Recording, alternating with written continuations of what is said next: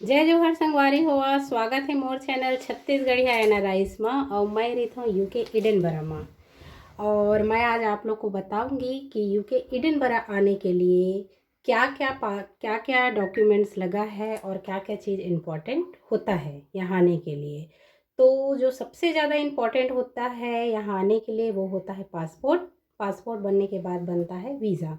तो पहले मैं आपको बताऊंगी कि पासपोर्ट कैसे बनता है और उसके लिए क्या क्या चीज़ की ज़रूरत होती है। ये देखिए संगवारी हुआ, ये है पासपोर्ट। तो ऐसे दिखता है पासपोर्ट। शायद कैमरे में उल्टा दिख रहा होगा।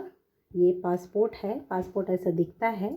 तो ये पासपोर्ट बनाने के लिए क्या क्या प्रोसेस लगता है और इसमें क्या क्या डॉक्यूमेंट लगता है, कितना फ़ीस रहता है, ये चीज़ मैं आपको इस वीडियो में बताऊंगी। आजकल पासपोर्ट बनाना बहुत ही इजी हो गया है। पासपोर्ट का यूज़ तो आपका बर्थ प्रूफ के लिए, एड्रेस प्रूफ के लिए यूज़ होता है, लेकिन जो सबसे ज़्यादा इम्पॉर्टेंट होता है वो विदेश यात्रा के लिए आपको पासपोर्ट कंपलसरी होता है।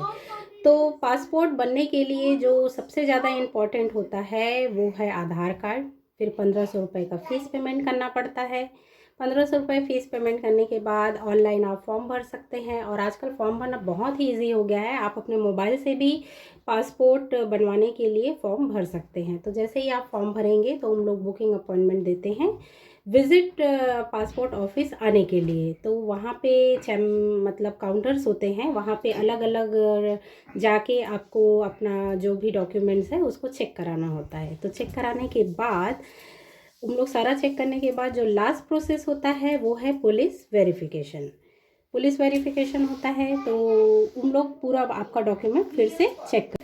हाँ, तो सबसे पहले आप ऑनलाइन फॉर्म भरेंगे। ऑनलाइन फॉर्म में आपको आपका नाम, पता, एड्रेस और बर्थ, ये सब चीज़ पूछते हैं। उसमें जो 10th का मार्कशीट है वो कंपलसरी होता है। और फिर फॉर्म भरने के बाद यदि आप मैरिड हैं तो मैरिज सर्टिफिकेट उसमें मांगते हैं। और यदि आपके पास मैरिज सर्टिफिकेट नहीं है तो एफिडेविट देना पड़ता है। एफिडेविट देने के बाद वो आपका फॉर्म सबमिट हो जाता है। सबमिट होने के बाद आपको ऑफिस जाना पड़ता है, पासपोर्ट ऑफिस, जहाँ पे आपका फिर से एक बार डॉक्यूमेंट चेक होता है। तो जो पासपोर्ट है वो 36 पेज का होता है और एक 60 पेज का होता है। तो जनरली 36 पेज का ही पासपोर्ट बनता है।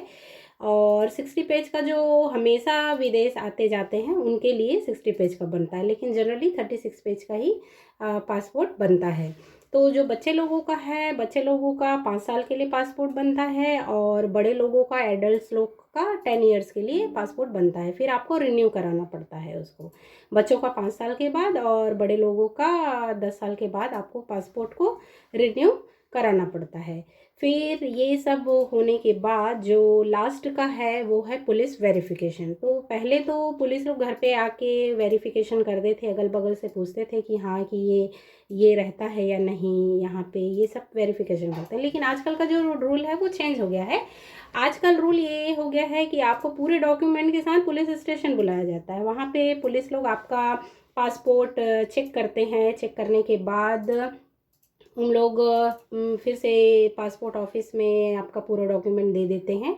फिर जो लास्ट में होता है कि आपका जो पासपोर्ट है वो पोस्ट के थ्रू आपके घर पे आ जाता है। तो इस तरीके से पासपोर्ट बन जाता है। आजकल बहुत ज़्यादा ही इजी हो गया है पासपोर्ट। आजकल हर कोई बनवा सकता है, मतलब ज़्यादा कोई इसमें वो नहीं है, प्रॉब्लम नहीं है, आप आराम से बनवा सकते हैं।